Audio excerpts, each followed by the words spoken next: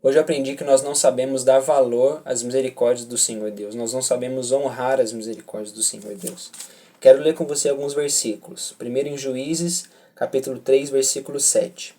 Os filhos de Israel fizeram o que era mal aos olhos do Senhor e se esqueceram do Senhor seu Deus e renderam culto aos Baalins e ao poste da deusa Azerá.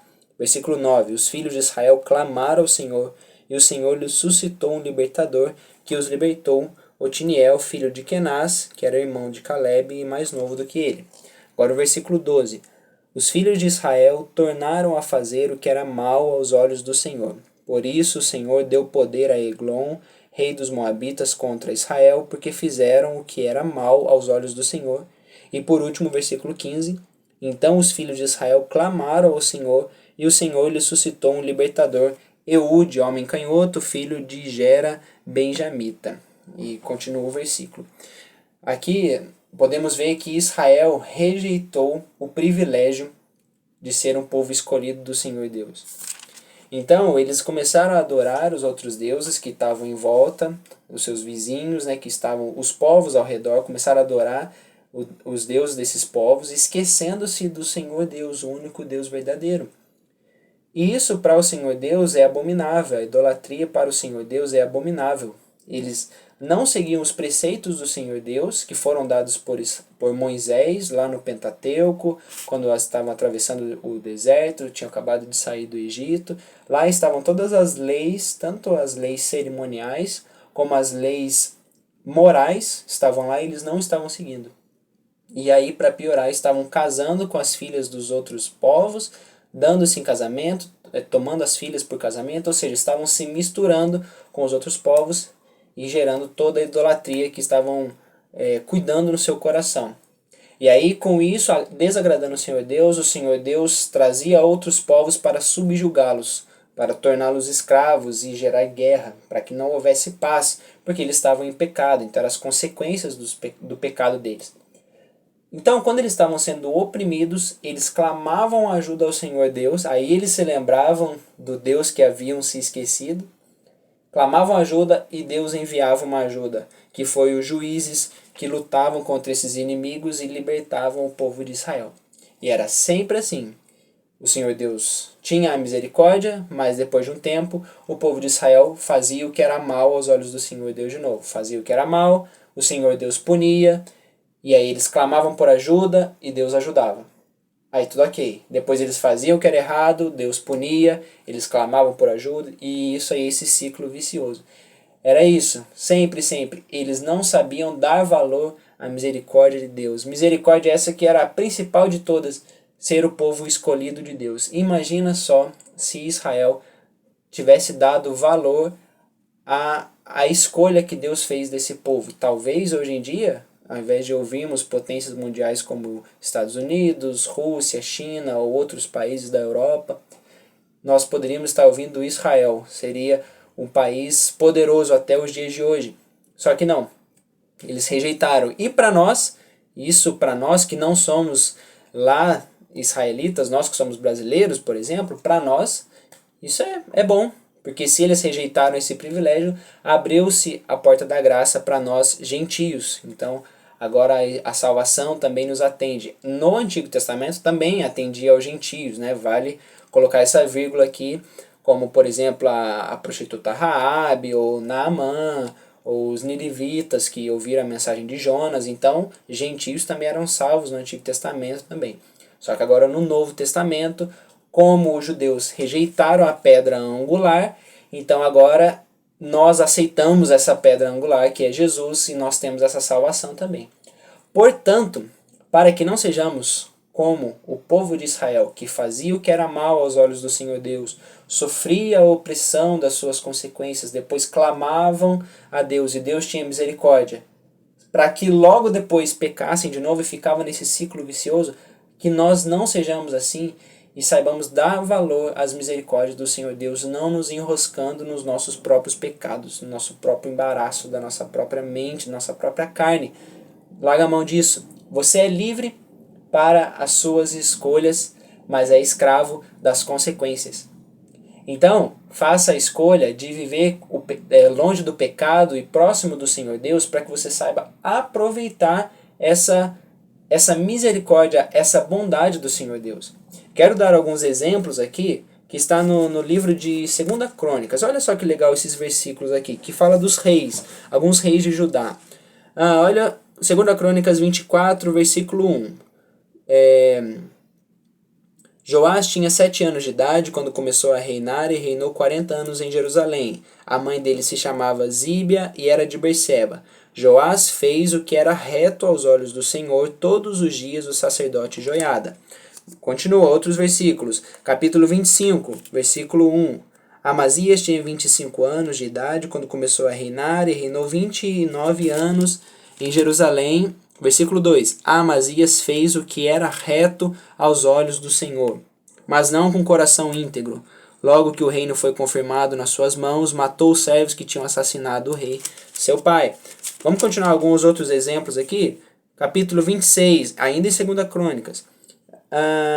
26, versículo 3. Uzias tinha 16 anos de idade quando começou a reinar e reinou 52 anos em Jerusalém. Versículo 4. Ele fez o que era reto aos olhos do Senhor, segundo tudo que Amazias, seu pai, havia feito. Vamos para outro aqui, eu quero dar outro exemplo aqui. Capítulo 27, versículo 2. Versículo 1, Jotão tinha 25 anos de idade quando começou a reinar. Versículo 2, fez o que era reto aos olhos do Senhor. Próximo capítulo, versículo 1, Acás tinha 21 anos de idade, não fez o que era reto aos olhos do Senhor. E por aí se segue outros também aqui. Ezequias, capítulo 29, Ezequias tinha 25 anos de idade quando começou a reinar. Versículo 2, Ezequias fez o que era reto aos olhos do Senhor. Falando então, fez o que era reto, outros fizeram o que não era reto. Capítulo 33, versículo 2, fez o que era mal aos olhos do Senhor, o rei Manassés. Capítulo 34, versículo 2, Josias fez o que era reto aos olhos do Senhor. Está ficando bem cansativo, mas é só para a gente entender que aqui os reis, quando a Bíblia vai falar desses reis aqui em 2 Crônica, ela já fala assim, aqui é tal rei, e já de cara coloca, ele fez o que era bom aos olhos do Senhor, ele fez o que era mal aos olhos do Senhor, fez o que era reto, fez o que não era reto. Aqui ele já resume toda a história do rei nos primeiros versículos. E se fosse a sua história? E se fosse a minha história? O que seria? E aí, colocaria lá essa história de Filipe, e ele fez o que era reto aos olhos do Senhor. Essa história de Filipe, e ele fez o que era mal aos olhos do Senhor Deus. Dentre todos os altos e baixos da vida, seguindo a média, a média vai dar o quê? Reto ou mal? Bom ou ruim? E aí, veja o exemplo de Davi, por exemplo. Davi teve o pecado dele, com Batseba, que nós conhecemos, e teve outros pecados também, que a Bíblia não fala, com certeza.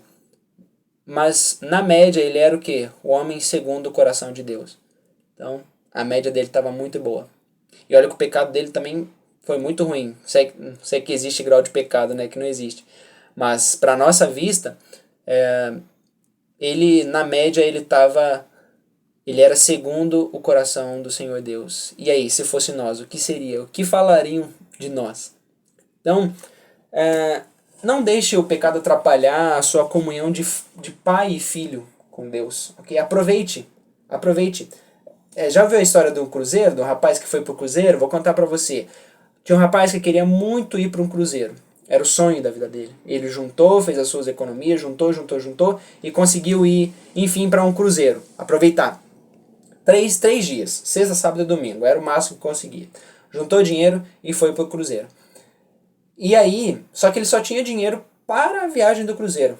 Para o pacote de entrar no cruzeiro, curtir e mais nada. Então ele não teria dinheiro para a comida lá dentro.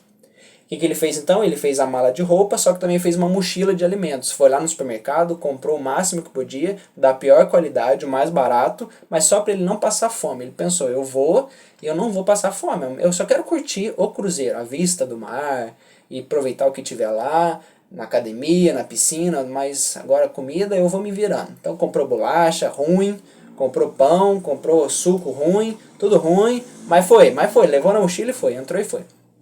Aí lá ele curtiu a academia, curtiu a piscina, curtiu as quadras que tinha lá, foi no teatro, foi no cinema, tudo no cruzeiro, aproveitou aquela vista do mar, aquela vista da lua à noite, maravilha, conheceu pessoas, fez boas conversas, riu. Foi o melhor momento da vida dele, o melhor fim de semana da vida dele.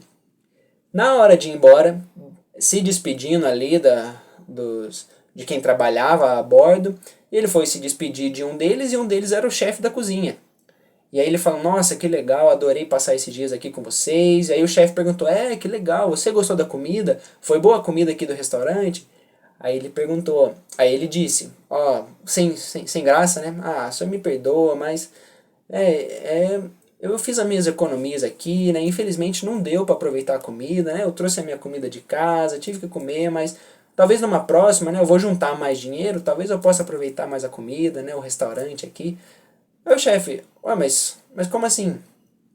A comida não era para ser paga, já estava inclusa no pacote, então não precisava pagar nada mais, era só sentar e comer. Aí o rapaz, não precisava ter pagado? Chefe, pois é. Agora segue a sua vida porque tá vindo a outra turma que vai curtir o cruzeiro. Ou seja, o cara passou 3 dias no cruzeiro, aproveitou o cruzeiro? Ótimo, curtiu. Só que perdeu uma parte também importante, que era a refeição, a melhor refeição que tinha ali no momento. A salvação é isso, tá? Você vai ser salvo, ok, vai estar no céu, maravilha, para toda a eternidade, santo, santo, no paraíso, aleluia. Mas aqui na terra, você é obrigado a ficar sofrendo aqui na terra?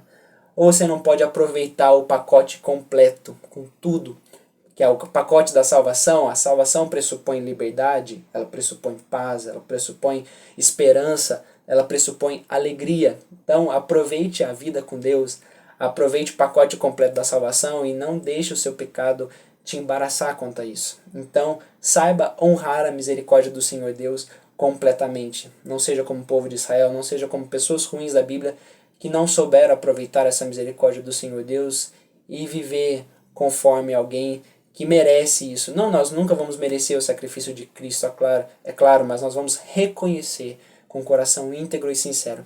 Isso é tudo que Deus quer de nós. Esse foi o aprendizado de hoje, e enquanto houver um hoje, existe a oportunidade de aprender alguma coisa. Deus te abençoe.